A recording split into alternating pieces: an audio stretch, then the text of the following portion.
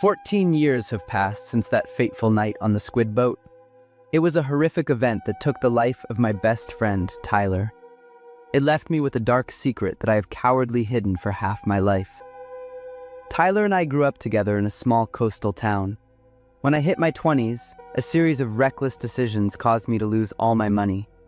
My failed investments led to debt, constant pressure, and eventually a long spiral into depression. I had zero motivation to keep going. Tyler was the one who pulled me out of the gutter.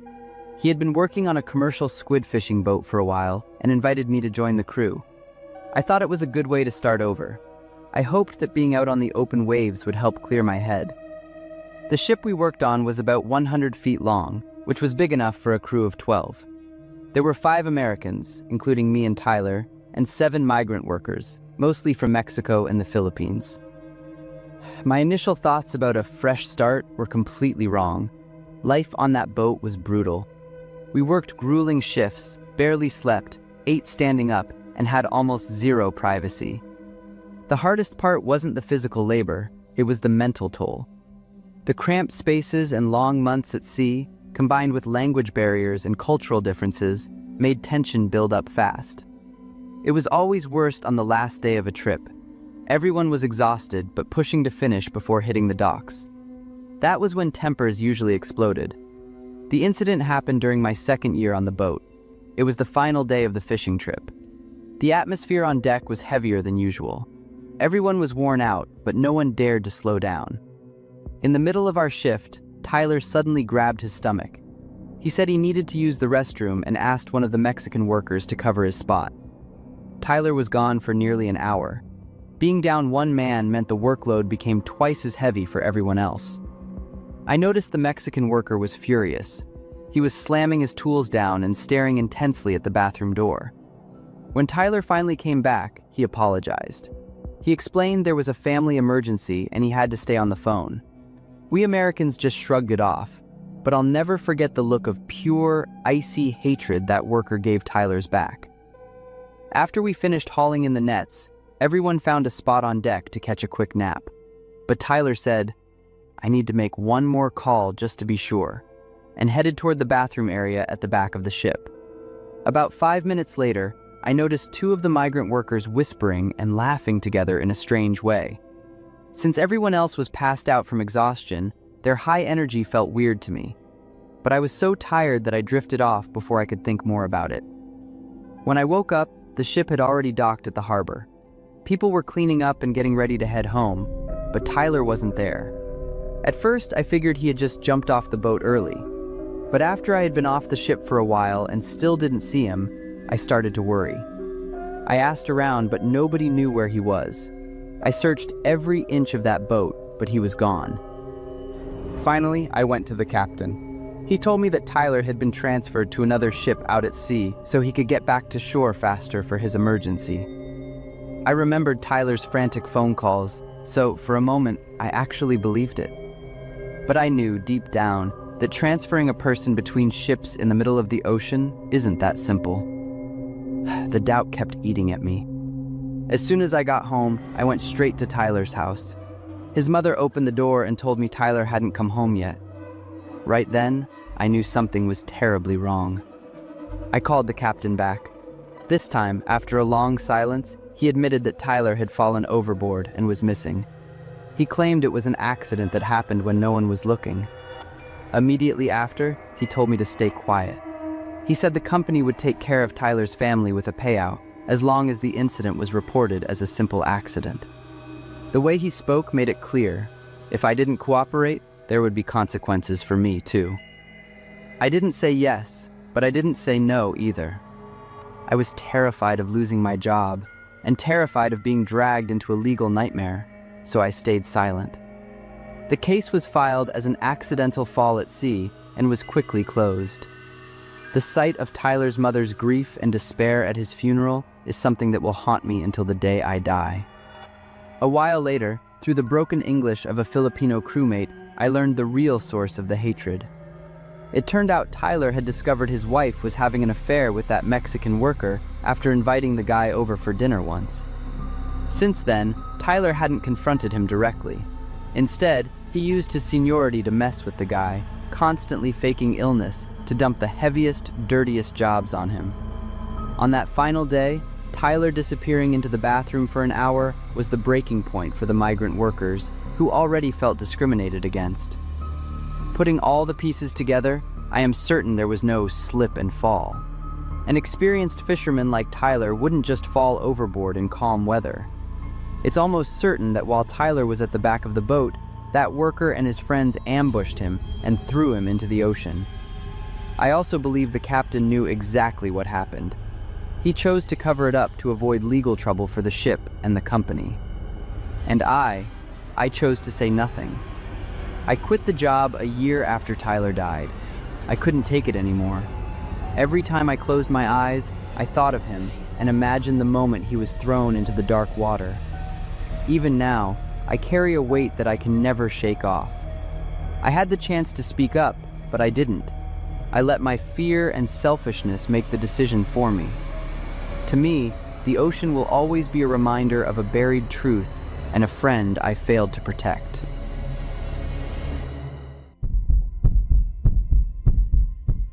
My name is Bennett, and I'm 32 years old.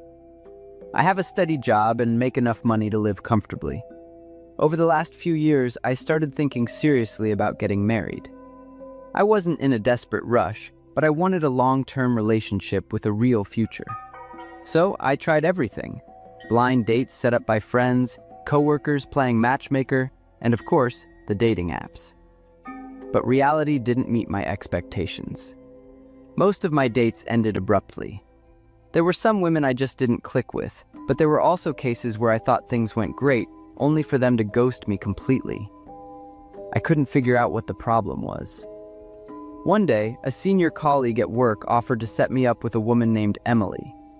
He said she was also looking for something serious. The date with Emily went better than I ever expected. We talked easily, and there was a genuine connection.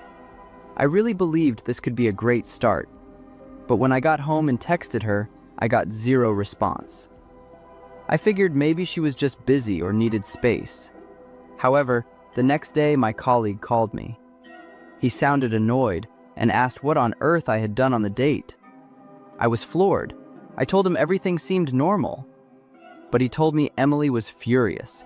She had chewed him out for introducing her to a terrible person like me. I had absolutely no idea what was going on.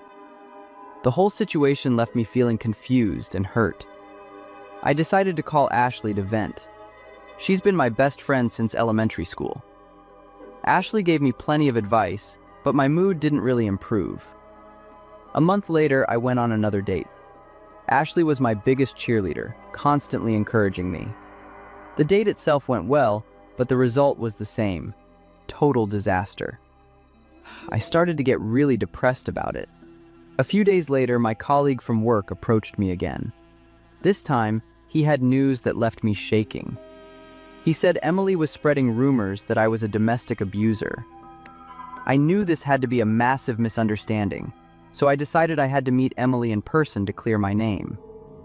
I tried to stay calm and asked her what happened. Emily didn't even argue. Instead, she just showed me a text message on her phone. The sender claimed to be my ex-girlfriend. The message was a warning. It said I had physically abused her, and it included photos of arms and legs covered in dark bruises and even a few cuts. I went numb. I had never dated anyone by that name, and I certainly had never done those things. I tried calling the number immediately, but it was disconnected. I left that meeting in a total state of shock. That night, I met Ashley at a bar. She acted outraged on my behalf, and we talked late into the night. Eventually, Ashley said she was tired and headed home. I stayed behind to settle the tab, and that's when I realized she had left her purse behind. I took the bag home, intending to return it the next morning. But then, I accidentally noticed a strange phone inside the bag. The phone didn't have a passcode. In a moment of guilty curiosity, I opened it. As soon as I clicked on the messages, I almost couldn't believe what I was seeing. The entire history of the slanderous messages sent to Emily and to every other woman I had dated was right there. The The content was identical to what Emily had shown me. I kept digging. In the photo gallery, there were dozens of close-up shots of arms and legs covered in bruises, some of them still raw and bloody. I zoomed in on one photo. On the wrist in the picture, there was a small, crescent-shaped scar. I recognized it instantly. It was Ashley. I had seen that scar 100 times. I held my head in my hands, completely reeling. A moment later, I looked through the rest of the photos, and the pieces finally started to fit together. Every bit of this evidence of abuse came from Ashley's own body. I kept scrolling and found videos. They were clips of Ashley filming herself actually creating those injuries. She was using different objects to hit her own arms and legs to make the bruises and cuts. What horrified me wasn't just the act itself, but her expression. She looked excited. She looked like she was enjoying it, even while she was bleeding. I dropped the phone, my hands shaking uncontrollably. Then, another detail clicked. Every time I had a date, I told Ashley. She was always the first to know. She had also borrowed my phone multiple times, claiming hers was dead.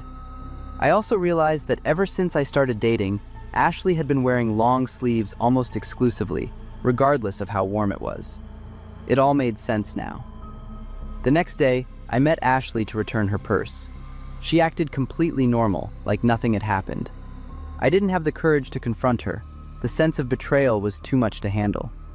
The person I trusted most in the world turned out to be the person who filled me with the most disgust. But what scared me even more was wondering what she might do next if I actually called her out. I just quietly handed back the bag, made some small talk, and walked away. After that, I cut off all contact. I changed my phone number, stopped going to our usual spots, and kept my distance from almost everyone. I didn't tell a soul about this. It wasn't because I wanted to protect Ashley. I just didn't want to drag anyone else into that nightmare. To this day, the whole thing haunts me. It's not just what I saw on that phone. It's the terrifying realization that someone can stand by your side for years, knowing every detail of your life, while silently destroying everything you have without ever leaving a trace. I don't think I'm brave enough to let anyone get close to me ever again. My name is Kevin, and I grew up in Aurora, Colorado during my teens. I liked basketball, my mom's pizza, and throwing the stick for our dog at the park. What I didn't like most people, was school.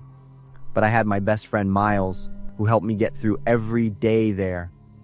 He and I would catch the bus home together after school, and no matter how bad my day was, Miles always found a way to cheer me up. At least until the day he suddenly became the one who needed comforting. Miles was a good kid, never late for class, always turned in his homework, and generally stayed out of trouble.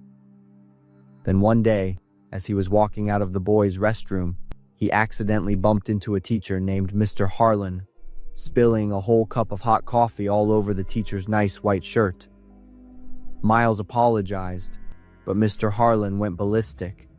Harlan acted like Miles did it on purpose and immediately sent him a referral, a punishment even worse than regular detention. Mr. Harlan later told the principal that Miles had intentionally spilled the hot drink on him. This made the incident serious. As a result, the principal wanted to expel him. His parents pleaded with the principal not to. Eventually, the punishment was reduced to 2 weeks of daily after-school detention, including 2 hours on Saturday morning. His parents believed Miles didn't mean it, but they advised him to stay quiet, accept the punishment, and just forget about it for the sake of a peaceful school life. However, Miles's older brother was not so easygoing. He was 3 years older than us and wanted revenge. Although Mr. Harlan had never given him trouble, he had hated the man since he was at the school.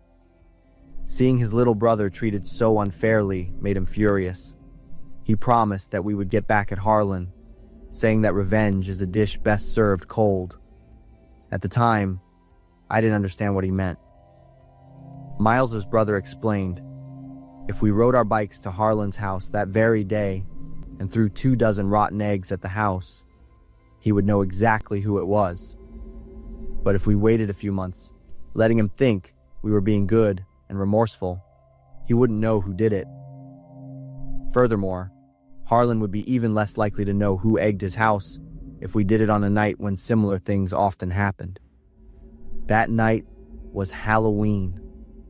Halloween is a night when everyone is in costume. Performing pranks would be harder to identify. The date was set for October 31st. Miles's brother chose this night for the revenge. Another reason he told us to be patient was so we could figure out a way to truly make Mr. Harlan hurt. Not physically hurt, but a way to get back at him for bullying Miles. It took him a few weeks to come up with the idea. One afternoon, he shared his plan.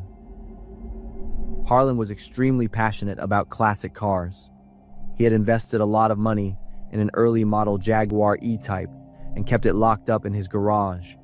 That car was his pride and joy, and we were going to destroy it. We started planning in early October. We discussed options like slashing the leather seats or keying the body, making sure to minimize noise as much as possible.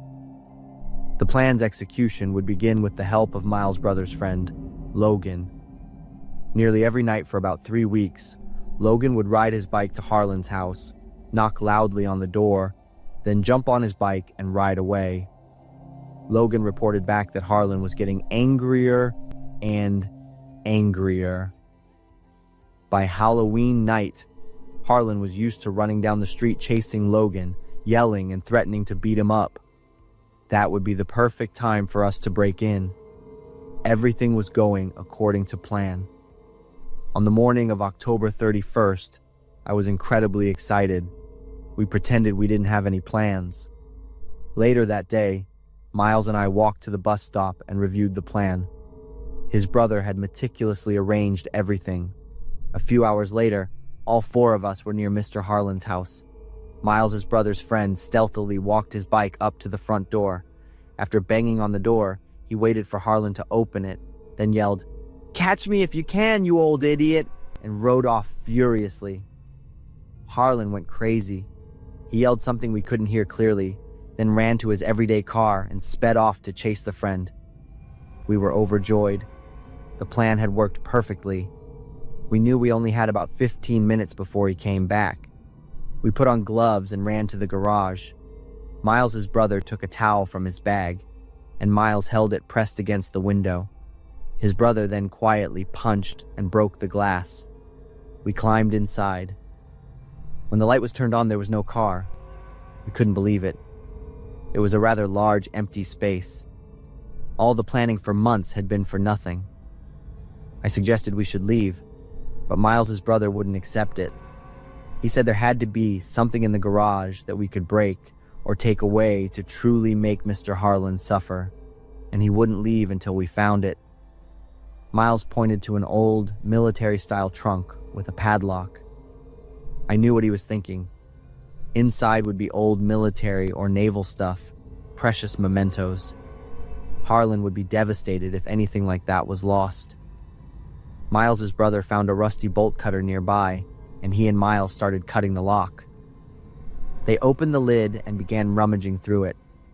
I saw several white envelopes filled with handwritten letters. There were a few pieces of jewelry, which Miles quickly stuffed into his pocket. Then his brother pulled out a framed photo of a young woman and a small glass vial containing a few brown hair clippings. I thought the girl was Harlan's niece. As far as we knew, he had no family. Miles's brother immediately snatched the photo from Miles's hand. He stared at the photo with a look of astonishment, his face turning pale. Then he quickly tucked the vial with the hair clippings into his pants pocket, carefully wrapped the photo in his jacket, and ordered, "Get out of here, now." We froze for a few seconds, but then quickly followed. We climbed out the window and rode our bikes furiously. All 3 of us were silent the whole way. Miles's brother didn't say a word, just rode his bike very fast with a tense look on his face. Miles and I exchanged confused glances. not understanding what was happening. Finally, we stopped in front of the police station. Miles's brother got off his bike, carefully took out the photo and the vial with the hair clippings, and walked into the station. Miles and I looked at each other with utter astonishment. We couldn't believe what was happening. About 10 minutes later, 3 patrol cars left the station, speeding toward Harlan's house. We followed behind from a distance. On the way, Miles's brother finally told us what happened. He remembered the case of a young woman who went missing on the Flatirons near Boulder. The photo of the girl in Harlan's trunk was that of the missing girl. Everyone had just assumed she was dead, but her body hadn't been found. He was 100% sure it was the girl in the photo, and the hair clippings and jewelry could be hers. He had gone into the station, reported that he had found a crucial lead in the missing person case, and gave the evidence to the police. When we approached Harlan's house, police cars were parked out front. Officers were pounding on the door, but no one answered. They pounded harder, yelling Harlan's name, still silent. Finally, they broke down the door and rushed inside. We held our breath, waiting. A few minutes later, officers came out, communicating over their radios, one of them shaking his head. It seemed they hadn't found him. Maybe he had come home, saw the rummaged items, realized his plan was exposed, and fled. That was actually a theory I overheard from the police. A few days later, the whole school was abuzz with the news. Mr. Harlan had been arrested at the border with Mexico. When police investigated further, they discovered the horrifying truth. Harlan wasn't just a suspect in one missing person case. He was a serial killer. In his house were many more photos, hair clippings, and jewelry from at least 5 young women who had gone missing over the past 10 years. All of them were trophies he had kept. The news spread through the town like a storm. People couldn't believe that a respected teacher was such a monster. The victims' families finally got answers after years of suffering. Some bodies were found based on Harlan's confession. We never told anyone about our role in this case. Miles's brother filed the report anonymously, and the police didn't inquire further about the source of the tip. Maybe they were too busy with the Harlan investigation. We never discussed that Halloween night again, but all of us were aware that we had contributed to saving many lives. If Harlan's secret hadn't been exposed, he could have continued killing for many more years. For me, that was the first time I understood that sometimes the right thing comes from wrong actions. We broke in for revenge, but ended up bringing justice to innocent people. But also, because of an impulsive act, we came way too close to a killer. Fortunately, we survived to tell the story. That Halloween night changed our lives forever, not because of the revenge, but because we unknowingly played a role in ending a nightmare for so many families. I'm Alex, and I'm from Texas. This story is about a childhood friend of mine named Derek. Derek and I lived in the same town and were close friends all through elementary school. By middle school, we had a core group of 4 best friends: me, Derek, Mason, and Liam. We were pretty much inseparable at school and at home, especially on weekend nights. This happened during our winter break, right before Christmas. That day, as usual, we walked to each other's houses until the whole group was together. Normally, we'd hang out at the baseball field or some empty lots. But that night, we had a different idea. While we were talking about creepy places, Mason brought up an abandoned house in the next town over. It was an old, 2-story, plantation-style house with tall columns and big windows. It had been empty for a very long time. So we walked to the house. It was freezing cold, but that couldn't stop the plans of a bunch of teenage boys. On the way, we excitedly talked about why the house was abandoned. But when we saw the old house towering in front of us, the feeling of adventure faded. No one wanted to go inside. We all just stood there, whispering to each other about how dangerous it looked. Then suddenly, Liam dared me to go inside. Alone? No way. Are you crazy? Liam then dared Mason, and he said similar things. But when he dared Derek to go inside, even for just a minute, Derek answered differently. What are you willing to bet if I do it? $5 for every minute you dare to stay in there. As soon as Liam finished speaking, Derek just smiled slightly, turned, and walked away. We watched Derek walk across the overgrown lawn toward the porch. The wooden steps creaked as he stepped up. The door was off its hinges, leaving a terrifying black hole waiting for him. When he reached it, Derek turned and told Liam to be ready to start counting the minutes. Liam gave a thumbs up to show he agreed. Then, Derek flicked on his lighter and cautiously stepped inside. We were all silent from that moment on. I imagined Derek running out in a few seconds in a panic, and then we'd all laugh together, but the silence lasted much longer than I thought. When the first minute was up, there was no sign of him. By the second, third, and fourth minute, we hadn't heard a single sound from Derek. If he keeps this up, you're going to be broke for months. Liam started to get worried. When Derek had been in the house for 5 minutes, Liam stepped into the middle of the yard and yelled, "Derek, you proved your point. Come out." But the entire house remained silent. Mason and I laughed about how poor Liam was going to be after the bet, but Liam didn't find it funny at all and yelled again for Derek to come out before spiders crawled up his pants. Derek still didn't make a sound. When it was almost 10 minutes, our mood changed from suspenseful to genuinely worried. All three of us had moved much closer to the house. We called Derek's name for a little longer, and then Liam announced that he was going to have to go in and find him. It wasn't about the bet anymore. We were scared, for our friend Liam went first, and Mason and I reluctantly followed. As we got close to the entrance, we started to hear movement from inside. "Derek, is that you?" But when we didn't get a response, the fear returned tenfold. We started to back up, ready to run, but then suddenly the person who stepped out was Derek. We all let out a huge sigh of relief, because he was walking normally, not running, and showed no signs of being hurt. "What the heck, man? You scared us to death." I was waiting for Derek to start laughing and call us all chickens, but he just walked right past us. We were confused and quickly ran after Derek, asking what had happened inside the house. Mason and I ran around to get in front of him. "Hey Derek, what went on in there?" Suddenly I saw Derek was crying. "Derek, what the heck is wrong?" Then Mason tried to stop him by grabbing his shoulder. Derek stopped, but instead of calming down and answering, he became aggressive. He pushed Mason away and screamed, "Get away from me!" He yelled so loudly that his voice cracked.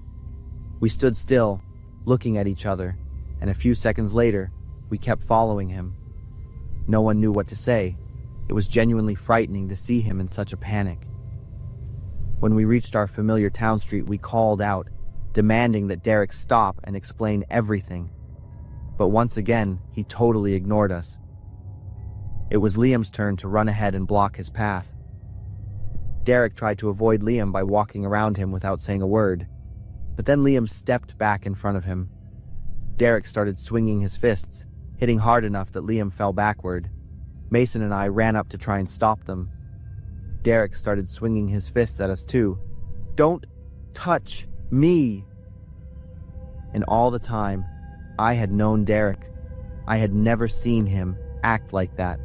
He looked crazed, with wild eyes and a red face. He was seriously intent on hurting us if we got too close.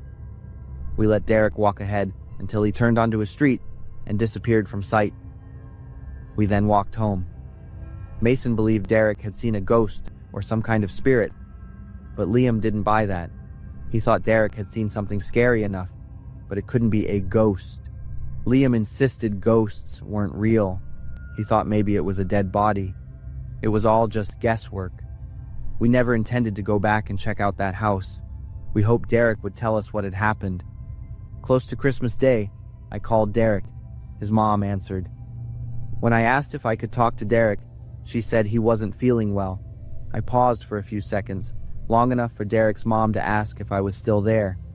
I gathered my courage and asked if Derek had acted strangely when he got home the night before. It was her turn to pause.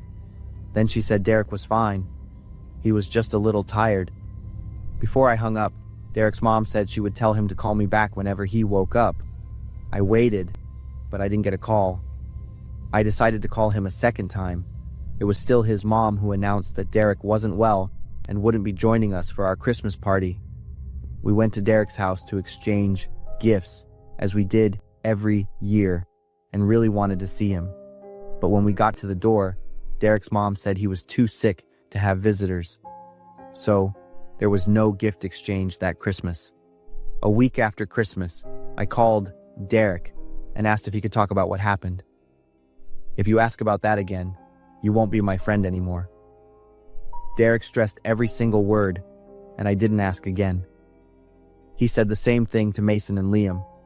We still hung out after that, but it wasn't as fun as before.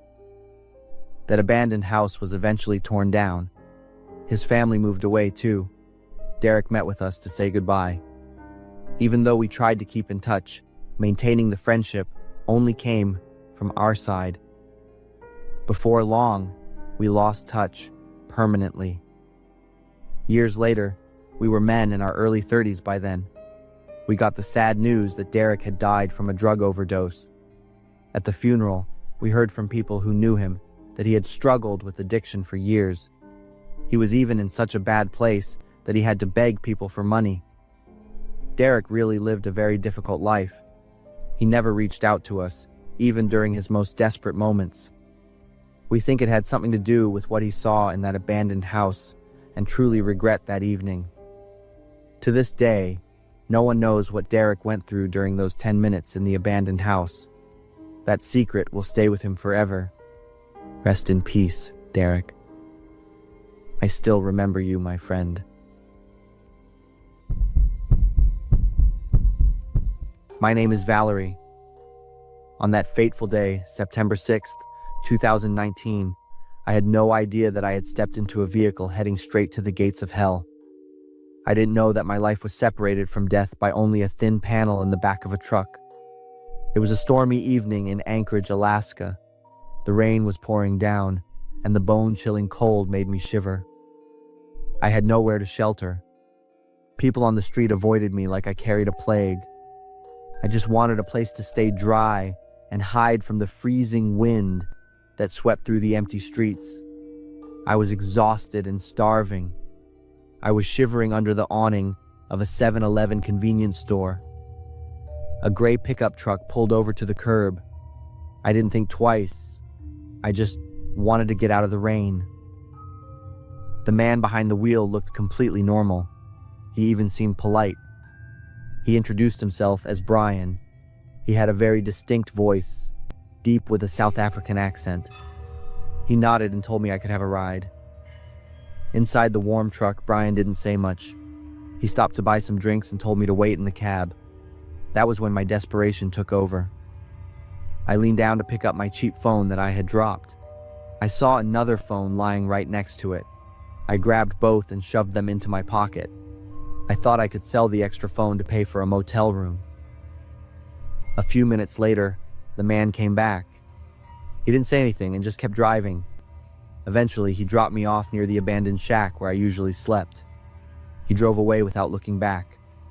Later, I found an old church where I could plug in the phone. I pulled out the strange phone to check it. The battery was still good, and it wasn't locked. I opened the photo gallery. At first, it was just pictures of hotels and selfies of the man who gave me a ride. But then, I saw a folder that made my blood run cold. It was titled, Homicide Marriott Hotel, Midtown Anchorage. Even though I felt terrified, I clicked on it. The first video showed a woman crying and struggling on a hotel bed. She was desperately reaching for the air. A man was holding her throat tight. He was screaming horrible things at her. Within seconds, I recognized the voice. It was the man who had just given me a ride. I heard him clearly say, "You aren't leaving here alive. I'm killing you. I shut off the screen immediately. My heart was pounding so hard I thought it would explode. Pure terror washed over me. I was a homeless woman who had just stolen a phone from a serial killer. I worried that if he used a GPS tracker to find me, he would kill me to keep me quiet. I spent the next few days in a state of extreme paranoia. I hid under bridges and couldn't look anyone in the eye. I felt like I could hear that South African accent right behind my back at every moment. Finally, I couldn't take it anymore. I went to the police station and handed over the phone. My hands were shaking uncontrollably while I told my story. In my head, I was sure they wouldn't believe a homeless, unemployed thief like me. But they did. They were absolutely shocked by what I brought them. The police identified the man as a local resident of Anchorage. He had been a suspect in a previous case, but they never had enough evidence to convict him. The video on the phone proved he had murdered a woman in a hotel room, but there was something even more horrifying. The police checked the security footage from the 7-Eleven on the night I got the ride. They discovered that while I was sitting in the warm cab of the truck, there was a dead body in the back. It was the victim from the video. He had killed her just one day before. I had been sitting in a truck carrying a corpse for 20 minutes, and I had no idea. Brian was arrested as soon as his plane landed in Alaska after a vacation with his wife. At first, he tried to act like a victim. He claimed his things were stolen from his truck. But then the detectives put the SD card in front of him. They pointed out photos of his own shoes at the crime scene. The monster inside him finally came out. In the interrogation room, Brian didn't just admit to killing the woman in the hotel, Kathleen. He became strangely honest in a sick way. He confessed to another murder from 2 years earlier. The victim was Veronica Abauchuk. He told the story coldly. He picked Veronica up while she was drunk. He took her to his house while his wife was away. He shot her in his garage simply because she wouldn't take a shower. He was afraid her smell would make his wife suspicious. The detectives described Brian as a classic sociopath. On social media, he had a different personality named Bradley. He lived a perfect double life, a good husband and a hard worker, but also a predator who craved the feeling of choking the life out of people. In the end, he was sentenced to prison with no chance of a lighter punishment. In the courtroom, he just sat there in silence. His face was cold, as if all the evil things he did were just normal business. And what about me? I am still homeless. But whenever it rains, I never step into a stranger's car anymore. Stealing that phone was a mistake, but maybe God planned for it to fall into my hands. If it weren't for the quick greed of a desperate person, Brian Smith might still be driving the streets of Anchorage, looking for his next victim.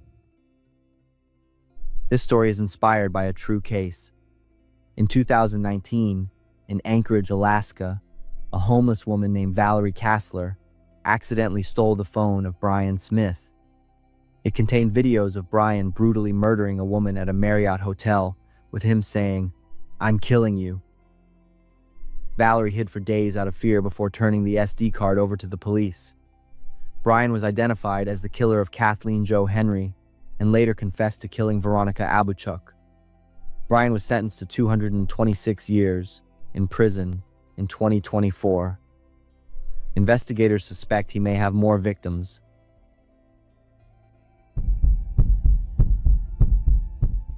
I am Martha, 32 years old, and a single mother. My 6-year-old daughter Sophie and I live in San Jose, one of the most expensive cities in the US. Our life is not a cozy life. You could say it's quite difficult. My husband passed away when Sophie was 4 years old due to a car accident. Sophie has a disease related to her eyes and needs surgery soon. Otherwise, it could affect her ability to see in the future. Although the government provided medical and educational support for us, the high cost of living in San Jose, combined with my unstable job situation, Together, they forced me to work many long hours doing various jobs just to make ends meet. I have considered moving to another city to live, but there are many constraints that prevent us from doing so. One day when I picked Sophie up from school, I received bad news. My father had passed away suddenly that afternoon, with the initial cause determined to be a heart attack. I don't have many relatives. The only one I keep in touch with is my father, who was 67 years old and lived nearly 400 miles away from me. I arranged my work and took Sophie to her grandfather's house in Sacramento, California. After taking care of my father's funeral, I was scheduled to meet with his assistant to discuss some matters. The man name's Benny. He had worked for my father for nearly 20 years. Benny took me to my father's art gallery. My father was a painter. Benny introduced me to a painting of a stunning woman with a cold gaze looking straight ahead. She was bound with a golden chain. I wasn't sure why, but I felt a cold chill running down my spine looking at that painting. Benny said that this painting was demanded by a wealthy businessman at a very high price. And now, since he'd passed away, I am the legal owner of this painting and countless other paintings my father left behind, as dictated by inheritance law. To be fair, I really didn't care much about my father's paintings, and I had always felt that way since I was little. After discussing and fixing a reasonable price with Benny, I decided to sell the painting. That would be a good sum to taking care for Sophie. However, the painting had a few minor defects due to not being properly maintained. The paint on the woman's eyes was peeling and needed to be repaired before it could be sold. Benny said he would hire a talented artist to quickly work on the painting. Sophie and I would stay here for a while until the sale was completed, also for her summer break. When I entered my old childhood room, a pleasant sense of nostalgia hit me all at once. The room had remained exactly the same for many years. The next morning, Benny brought a young painter named Logan. Logan analyzed a lot about the painting for me, but it's all yada yada to me at this point. I gave him a price and the time frame for him to finish the painting as soon as possible, and he agreed. As Logan began his work, I lingered back to see my father's final work. The woman's eyes in the painting were indeed beautiful, yet terrifying to look at. It felt as if she was staring right at me, no matter what angle I viewed her from. When I stared intently, suddenly those eyes moved. The woman in the picture just blinked at me. I jolted and called out to Logan in a panic. He turned to look at me, but when I looked back at the painting, it had returned to normal. Maybe it's just the trick of the eyes. When I returned to the house, I didn't see Sophie anywhere. I called out her name several times without anything back. I ran upstairs, and as soon as I entered the room, I saw Sophie sitting on the bed. I furiously asked her why she hadn't replied when she heard me calling. Sophie sat on the bed, trembling, her face pale, and she spoke in a muffled whisper. "There's someone under the bed." I stood frozen, staring at my daughter. Sophie looked at me, her eyes brimming with tears. I could no longer control my breathing. My mind thought this was just her childhood fear of being alone, but I didn't act decisively. I bent down lower toward the underside of the bed and slowly leaned forward to look over. The closer I got, the more could I feel someone's breathing there, but there was nothing down there. "It's just a trick of the eyes, sweetheart.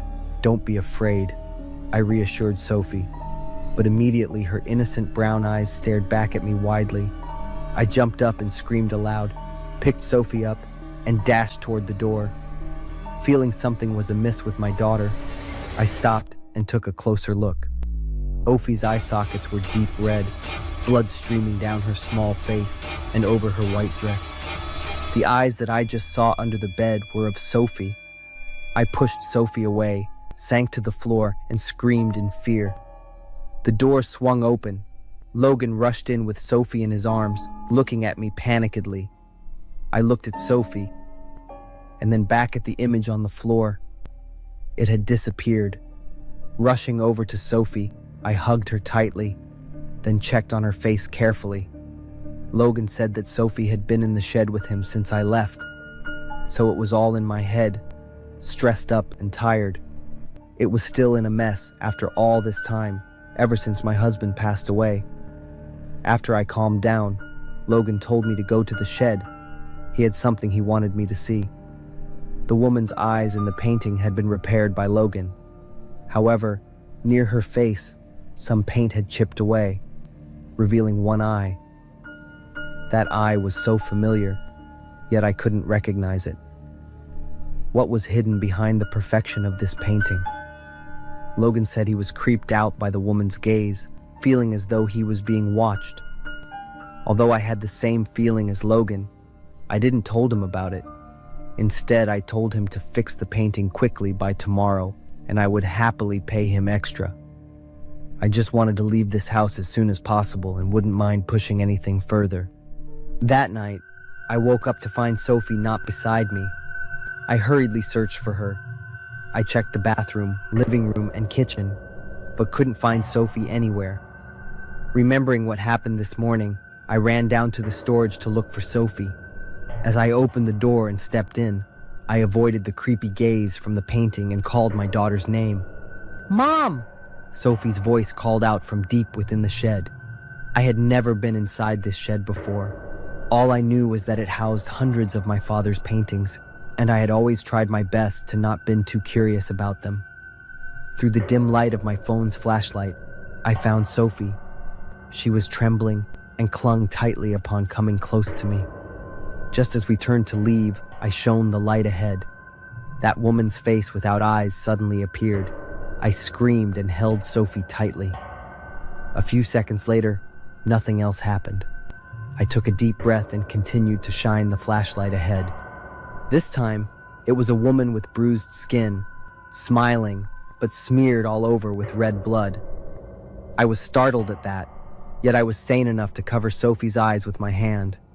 And this time, I decided to come closer to look at that person again. It seemed she was the same as the woman without eyes in the picture I had seen earlier. I fumbled in the darkness searching for the switch to turn on the lights. As soon as the lights came on, I was shocked to see many horrific images surrounding me. There were dozens of paintings depicting that very same woman, each showing different brutal methods of torture. The two horrifying women I had seen earlier were among the paintings here. Each painting clearly recorded the date and time it was created, accompanied by my father's familiar signature. One painting marked the last date as June 13th, 2023, featuring the beautiful brown eyes. I easily recognized that the woman in the paintings here was the same as the one in the painting Logan was fixing. What's peculiar is that the woman in these paintings, despite being tortured, still had beautifully painted eyes that were meticulously done. Sophie's cries jolted me out of my trance of thoughts. I took her back to the room, and Sophie quickly fell asleep. The next morning, I woke up early. The first thing I did was return to the shed. I scraped the paint off the painting. Behind that strange eye, a man's face emerged. It was my father. I used both hands to scrape off all the paint, destroying the valuable painting. Another painting appeared. The woman, tightly bound with chains, was being strangled by my father pulling one end.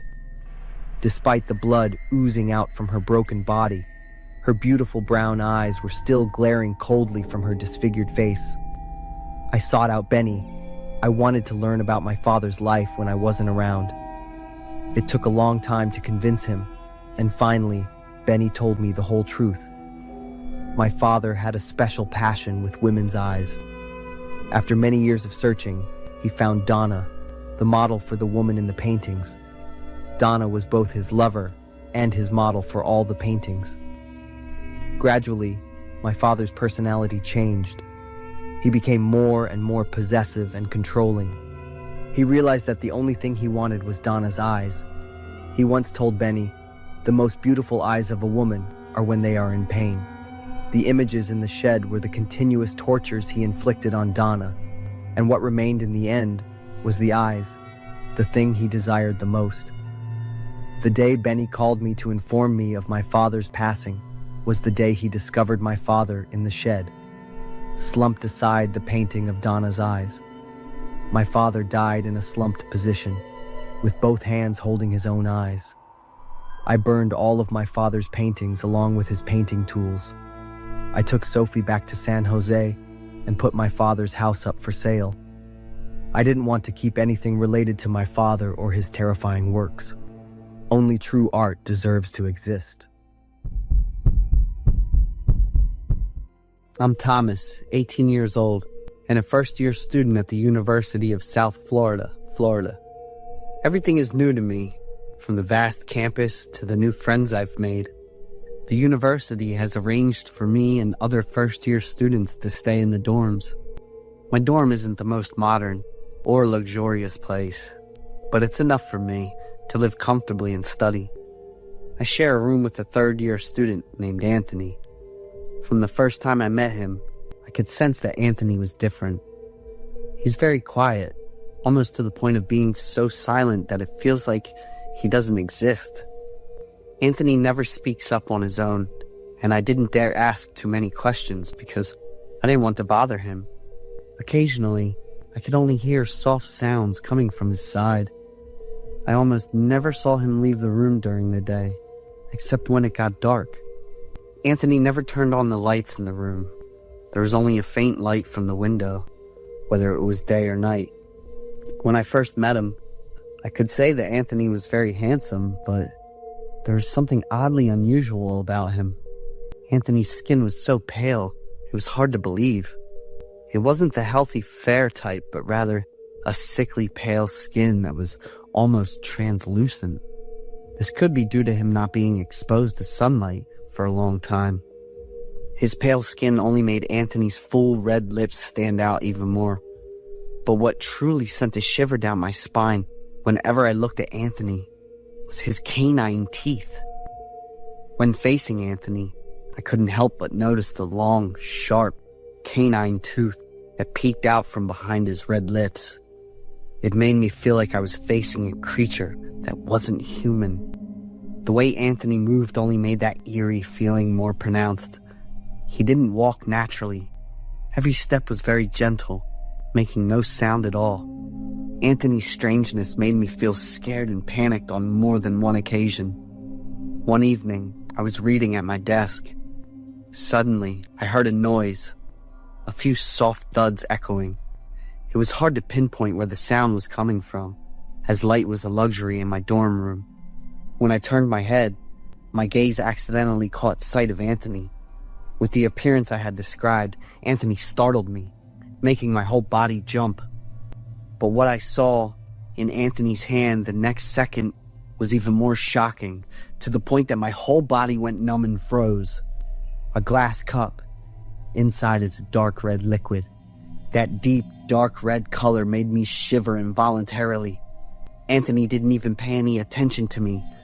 He drank the liquid slowly, sip by sip, as if he were enjoying a special drink just for him. When the liquid in the cup was almost gone, Anthony gently closed his eyes, feeling the taste, a look of satisfaction evident on his face.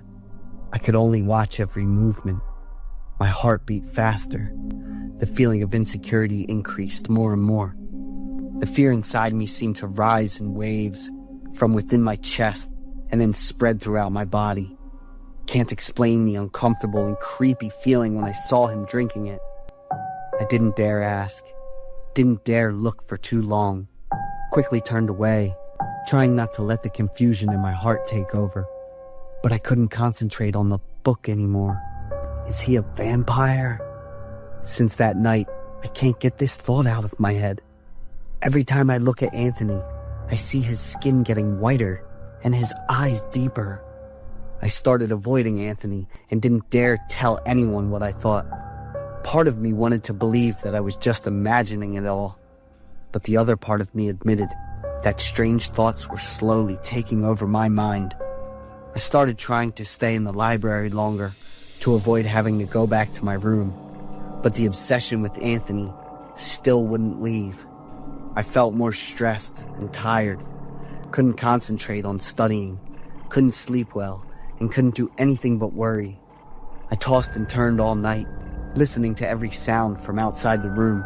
afraid that Anthony would suddenly appear and I wouldn't be able to escape. Every time I see him, I feel like there is a predator stalking me in the dark, waiting for the opportunity to attack. The more scared I became, the more I paid attention to Anthony.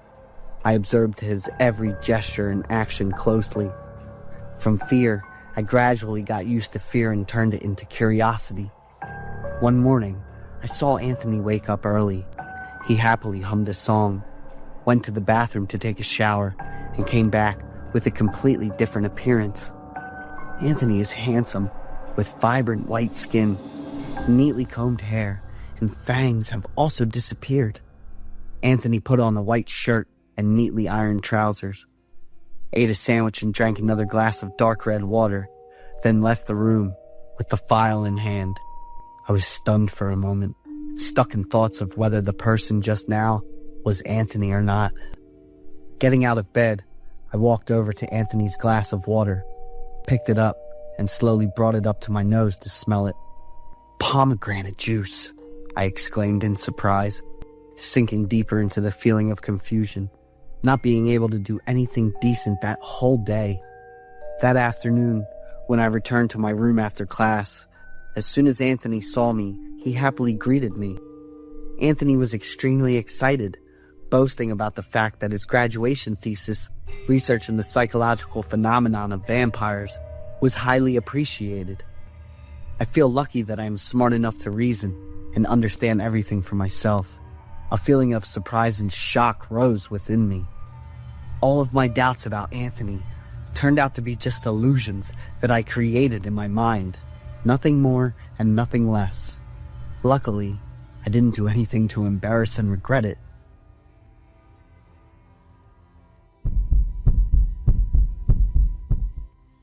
My story begins on an autumn night, with the weather starting to turn cold. Everything was as quiet as usual at my small farm. I am Alan, a man in my 60s, living alone since my wife Susan passed away from cancer. This house used to be filled with laughter and love, but now it only holds memories, items that are missing their owners, and my beloved dog, Max, who is my only companion. That night, I couldn't sleep. It seemed like the cold in my heart wouldn't let me rest. I stepped outside, breathing in the cool night air, with Max by my side. Since Susan left, I have often suffered from insomnia, and taking evening walks has become a habit of mine. Max and I wandered around the garden, under the dim moonlight, and the rustling sound of dry leaves falling. Everywhere I looked, I saw familiar images of Susan. I felt so happy, yet it made me feel even more lonely. As we passed by the window of my wife and I's bedroom, the room I had left empty since Susan's passing, a shadow flashed by very quickly. I stood frozen for a few seconds, wondering if that shadow belonged to someone. The room had been empty for a long time. I never allowed anyone to enter and always kept the door locked. There was no reason to accept that appearance, except to think that someone had broken into the house. I was angry and quickly ran back inside, grabbing the rifle I had registered a long time ago, just in case something happened. Max walked beside me, staying close enough to understand the expression on his owner's face. We walked together towards the bedroom. After the lock was gently undone, I kicked the door open and rushed in, with the rifle tightly in my hands and my finger ready on the trigger. But the room was completely normal, with no signs of any break-in. I looked around every corner, checked the wardrobe, peeked under the bed, but all that surrounded me was silence. I sighed in relief, thinking it was just a bird flying by. I patted Max's head to comfort him, and together, we returned to the room on the ground floor. The next day, I woke up, and Max was not in the room as usual. I called for Max, but he didn't appear. I searched everywhere in the house. Finally, I discovered him standing in front of the bedroom door, his eyes bloodshot and growling non-stop, as if something was making him feel threatened. I approached slowly and called Max, but he only growled more, refusing to move. I stood there silently, my heart filled with confusion. Max is a smart dog. He wouldn't be making noise unless he sensed something unusual. But sometimes, a strange smell in the air could make him uncomfortable. I comforted Max by patting his head, hoping to make him feel better. Since that morning, I've always felt a sense of unease. Max is not a stubborn dog, nor does he bark unnecessarily unless it's an emergency. Yet he still stood growling in front of the bedroom door, a place that now only held coldness and emptiness. I comforted Max and paid more attention to him, telling myself that it was just his keen senses reacting to a strange smell. But a week later, everything began to get even more strange. Sometimes I would hear footsteps in the middle of the night. They were soft and definitely not Max's. The bedroom door would sometimes open on its own, even though I was sure I had locked it securely. One morning, I discovered Susan's wedding dress, the dress I had carefully folded and placed in the wardrobe, now lying on the floor. I started to worry for real. The house, that was once my safe haven, now seemed to have something invisible lurking within it. A chilling feeling crept in, as if someone were watching me every time I passed by that bedroom. Max also became more tense. He no longer wandered around the house comfortably like before. Instead, he would often lie in front of the door, his eyes wide open and alert. Then one night, when it was pouring rain, I heard scratching at the door. The noise was coming from the bedroom door. A cold shiver ran down my spine, and this time, fear wouldn't let me ignore it any longer. I decided that I had to get to the bottom of it. I grabbed the flashlight, my heart pounding as I approached the room. Max was standing there. This time, he didn't growl, but just silently stared at me, his eyes filled with worry. I bent down to reassure him, then reached for the door handle.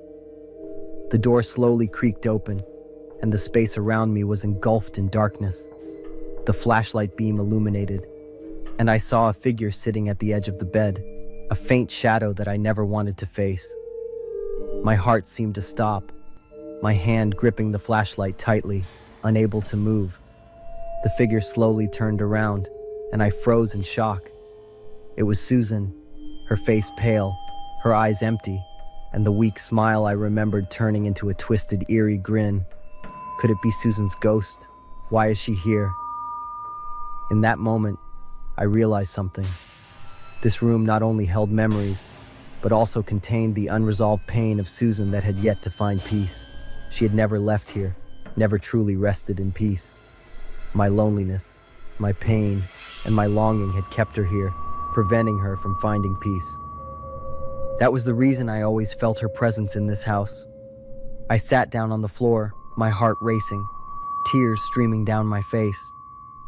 Looking at Susan's figure, I realized that I had trapped her. What I had been feeling all this time was not the intrusion of a stranger, but the presence of my own memories, memories of the one I missed every single moment. Susan, I miss you so much.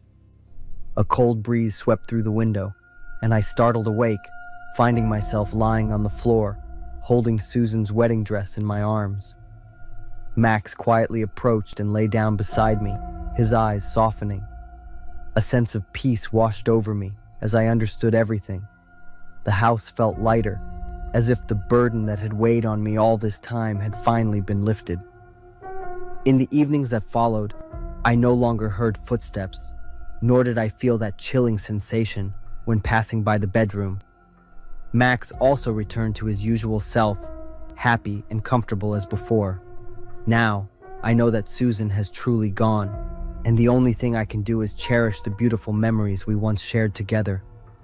I must continue to live joyfully and happily, just as she would have wanted. I will still take evening walks with Max, still remember Susan, but no longer with the pain and regret.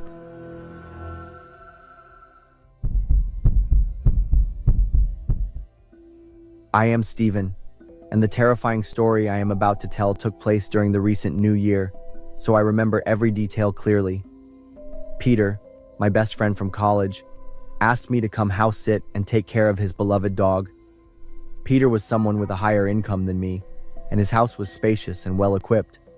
He was going on a New Year's trip with his family but couldn't bring his dog, Jax, and didn't feel comfortable leaving him at a pet hotel. I agreed to Peter's request since I didn't have any special plans for the holiday. I don't have any relatives other than my mother. When I was 18 and started university, my mother remarried, and I was happy to see her happy with her choice. Peter said I could invite my girlfriend over if I started feeling bored. He looked at me with a knowing smile after saying that, and then burst out laughing.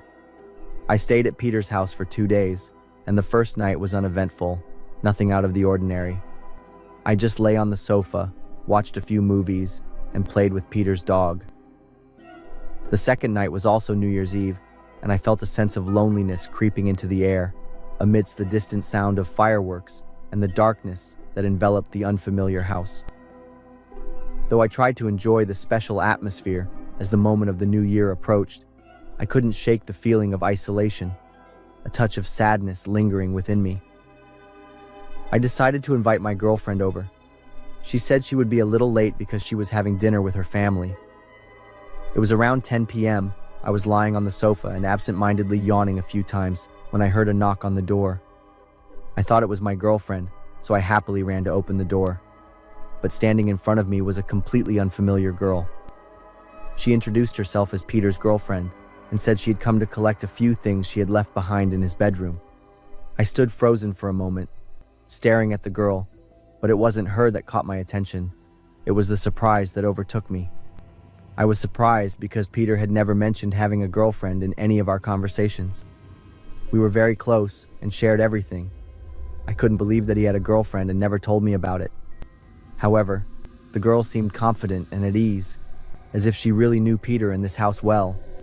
Still, I remained cautious and tried calling Peter to confirm instead of letting her in right away. But the call went unanswered. He was probably busy with the party. I didn't want to make things difficult for the girl, especially since she kept insisting that she was Peter's girlfriend. After a moment of hesitation, I decided to let her into the house. She quickly made her way to Peter's bedroom. I stayed in the living room, watching TV. But honestly, I couldn't shake the feeling of curiosity, and there was still a bit of surprise lingering in my mind. A little while later, she came back downstairs, thanked me, and left without taking much.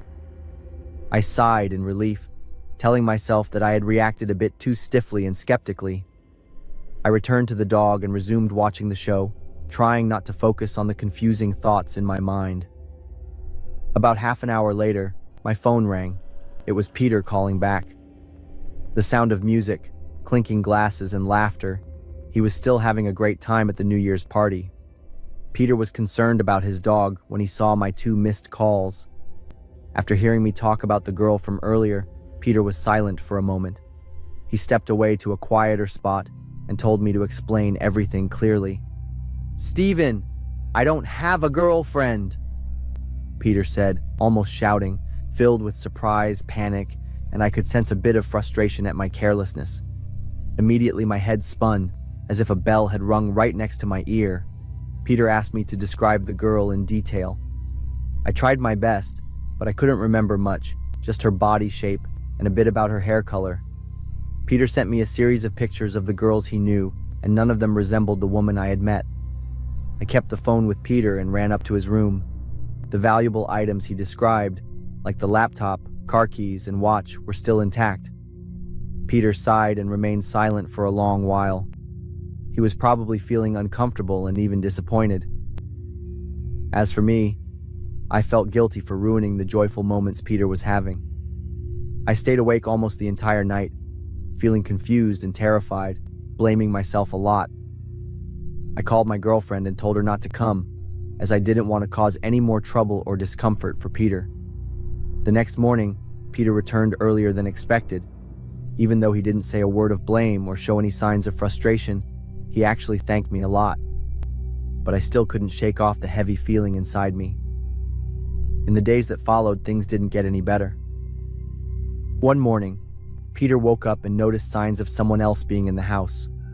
The front door was open, even though Peter was sure he had locked it before going to bed. Some small items had been moved, as if someone had been rummaging through them. A sense of fear filled the house, and Peter decided to call the police. I was there to explain everything that had happened on New Year's Eve. No belongings were stolen, and there were no signs of a break-in from the outside. But the scariest and most haunting feeling is knowing you are being followed, but not being able to figure out who it is. I had no idea what her intentions were, or what terrible things might happen next. Every night, Peter would hear small sounds echoing through the house, the sound of the floor creaking, footsteps softly padding on the carpet, as if someone was stealthily moving around the house.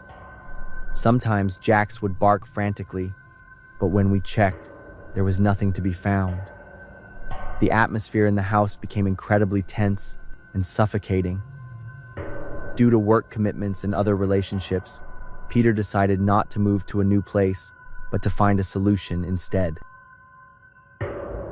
Peter decided to install the most advanced cameras both inside and outside the house, and from that point on, the strange events ceased. The police continued to monitor the situation for several more months before officially closing the investigation. However, both Peter and I were still very confused, not knowing who that girl was, and whether she was the intruder or if there was another mysterious figure involved.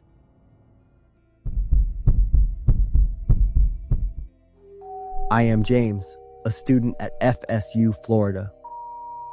My family lives far away in Gruene, Texas, so I only go home during long breaks and on important holidays. I don't have any siblings. All of my parents' love and attention are focused on me. Each time I return, my parents are always joyful and happy. Everything was peaceful until the horrifying event that happened in the summer after I completed my first year at university. I joyfully hugged my parents, taking a deep breath of the familiar and peaceful air of home. The next day, I helped my dad clean up the backyard garden as I had promised. My family has a fairly large backyard, and when I was younger, I used to invite my friends over to camp overnight. After many years of neglect, my dad decided to clean it up and build a shed there. Thanks to my dad's plan, I was overjoyed to rediscover my treasure after many years of being forgotten. The treehouse on the large oak tree, that was the birthday gift my dad had carefully prepared for me when I turned 9. A feeling of nostalgia rose in my heart, as if a part of my memory that had been buried in the past suddenly awakened. Each crack, each loose piece of wood seemed to remind me of a time long past, the days when I was a child, running around here, laughing and playing with my friends. I used to be so happy and proud to own it. From that day on, I visited the treehouse every day, cleaning up, reinforcing the rotting stairs, and fixing the cracks caused by rain and wind. One evening, my parents went to a party at Uncle Jim's house, a longtime friend of our family. Since I wasn't feeling well, I declined to attend. While my parents were away, I decided to visit the treehouse once again, as a way to find some peace and reconnect with a forgotten memory. The dim light from the street lamp cast a faint glow onto the backyard where the treehouse stood. The house seemed like a silent ghost, old and worn, with its gray roof fading over the years. Despite that, it still stood strong, as if waiting for me to return. I walked across the yard, my heart filled with mixed emotions, each step bringing me closer to my childhood days. I shuddered slightly, but didn't think much of it. I pulled the ladder up and climbed into the house. The space inside was cold and still. The old walls and the dusty bookshelf made me feel like I had just stepped through a time portal. I sat down on the old chair, trying to enjoy the peaceful feeling, but suddenly, a faint noise from outside startled me. I stood up, walked to the small window and looked out into the backyard. 2 figures were sneaking up toward my parents' house. The streaks of light from the street lamps cutting through the darkness made me realize they were holding guns. A wave of fear spread throughout my body, and I quickly pulled my phone from my pocket and called the police. But unfortunately, one of them noticed me, probably because I had spoken quite loudly in my fear. One of them shouted loudly, and without waiting for me to respond, he began heading toward the wooden house. In that moment, everything seemed to collapse. My heart raced and my throat tightened. I meant to run, but I didn't have time. They were already very close, gripping their guns tightly and aiming them at me. In a moment of panic, an idea suddenly came to me. I rushed out the front door, and with all the strength I could muster, I pulled up the wooden ladder, at least cutting off their only way up. I shut the door and windows of the treehouse tightly, barricading myself inside, hoping the police would arrive soon. Luckily, my father had been very careful and meticulous when securing the locks on the house. When I heard the crunching footsteps outside the treehouse, the anxiety within me immediately turned into panic. A suffocating feeling spread through my body, and each breath seemed to make the air around me even more stifling. The feeling of fear spread like a wave, with every sound making me jump. The first gunshot rang out, a deafening blast that made my heart skip a beat, and I almost collapsed. The next gunshot rang out closer, followed by a series of bullets embedding into the wooden body of the house. One of them slipped through a rotten gap I hadn't had a chance to fix. I backed into the corner of the room, trying to stay calm, but the truth was, there was nowhere to hide. The house was too small and fragile. The two thieves continued to shout, curse, and threaten relentlessly. The sound of police sirens in the distance brought a sense of hope, but a part of me still didn't dare to breathe. The two thieves shouted curses before leaving. It took me quite a while to calm down and finally leave the treehouse. It was then that I called my parents.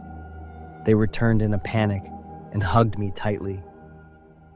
After more than 2 hours of playing hide and seek with the police, the two thieves were finally caught. Luckily, it only took me a few days for my mind to truly stabilize. The first thing I did was help my dad repair the treehouse. It was a beautiful part of my childhood memory, and also my savior in the moment I faced danger. Thank you for watching until the end. As mentioned earlier, our goal of reaching 50,000 subscribers in 2026 is still ongoing. If you enjoy these stories, please give us a hand and support us.